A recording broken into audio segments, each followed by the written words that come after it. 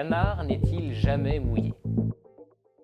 L'eau ne mouille pas, en tout cas, pas toujours. Mais au fait, c'est quoi exactement être mouillé? La définition que l'on trouve le plus souvent, c'est être humide, être imbibé d'eau.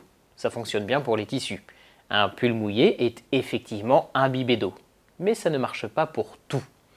Par exemple, un pare-brise mouillé n'est pas imbibé d'eau, il est juste couvert d'eau. C'est le cas aussi pour la peau. Quand on sort de la douche, l'eau adhère à notre peau, mais elle ne pénètre pas dans la peau. Il suffit de nous essuyer pour redevenir sec.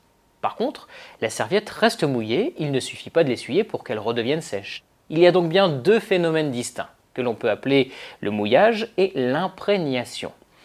Le mouillage, c'est l'eau qui adhère au verre ou à la peau. L'imprégnation, c'est l'eau qui est absorbée par le tissu. Le mouillage! Pour comprendre ce qu'est le mouillage, regardons de près à quoi ressemble une goutte d'eau qui tombe sur une surface, par exemple du verre. Pendant sa chute, la goutte d'eau est sphérique, mais quand elle entre en contact avec le verre, elle s'étale jusqu'à former un film d'eau très mince, d'une épaisseur inférieure au millième de millimètre. On dit alors que l'eau mouille complètement le verre. Mais si vous faites l'expérience, la plupart du temps, ce n'est pas ce que vous verrez. Il faut que le verre soit parfaitement propre pour que l'eau ne le mouille pas. Ça veut dire quoi, mouiller complètement mon verre? Il est mouillé ou bien il est sec? Il peut y avoir ce qu'on appelle un mouillage partiel, si le verre n'est pas parfaitement propre. La goutte d'eau s'étale un peu, mais ne disparaît pas complètement. On mesure le degré de mouillage par l'angle que fait la goutte avec la surface du verre. Par exemple, si la goutte d'eau prend la forme d'une demi-sphère, l'angle est de 90 degrés. Si la goutte s'étale un peu plus, l'angle est plus petit. Et si l'eau s'étale complètement, l'angle vaut 0 degré. Au contraire, s'il reste plus de la moitié de la sphère, l'angle est supérieur à 90 degrés et il vaut 180 degrés si la goutte d'eau garde sa forme sphérique initiale au contact du solide. Mais le canard, là, il n'est pas en verre, à part le col vert. En tout cas, ça ne concerne pas uniquement le verre. Mais le principe sera le même avec tous les matériaux. Quand l'angle de contact est inférieur à 90 degrés, on dit que le matériau est hydrophile et que le mouillage est bon. C'est le cas du verre quand il n'est pas parfaitement propre. La goutte d'eau a une surface de contact importante avec le verre, ce qui ne l'empêcherait pas de couler si la surface était parfaitement lisse. Ce sont les aspérités et les impuretés qui font que les gouttes restent accrochées sur le pare-brise.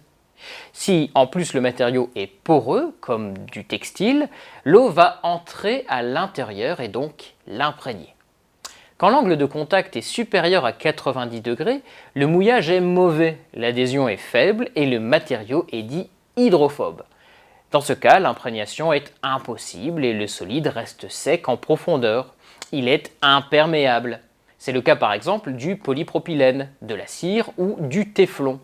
L'angle de contact, bien que supérieur à 90 degrés, reste relativement faible. On ne connaît pas de matériaux pour lesquels cet angle dépasse 125 degrés pour l'eau. Oui, enfin là on parle de tout, sauf du canard. Justement, on y vient. Pourtant, on trouve dans la nature des angles de contact supérieurs à 150 degrés. C'est le cas justement pour les plumes de canard, mais aussi pour les feuilles de lotus, de capucine ou de certains choux. On parle alors de super-hydrophobie. Comme les gouttes d'eau restent sphériques et n'adhèrent pas, elles roulent sur la surface qui reste donc parfaitement sèche. Sèche et propre, car les gouttes, en roulant, emmènent les impuretés qu'elles rencontrent. On peut dire que les surfaces super-hydrophobes sont aussi auto-nettoyantes. Il suffit d'un peu d'eau pour les nettoyer et en plus, sans les mouiller.